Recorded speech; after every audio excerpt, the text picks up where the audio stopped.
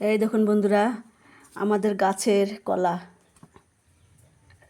কত সুন্দর হয়েছে। আর রয়েছে, উপরেগুলো পারতে পারেনি, ছেলেটাকে দিয়ে পারিয়েছে, তো এটা মাঝখান থেকে পেরেছে। অনেক বড় কলা হয়েছে, বড় কাঁদি কাঁচকলা। দেখুন কত সুন্দর তরকারি খাওয়া কলা, গাছের একদম সার ছাড়া। কত সুন্দর নিজেদের জিনিস, খেতেই মজা। এদের রুই মাছ দিয়ে তরকারি করব, খুব সুন্দর লাগবে খেতে।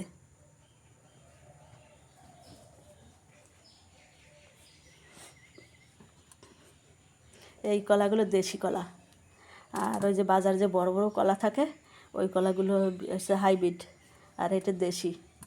এই কলাগুলো কিন্তু খেতে বেশি টেস্ট।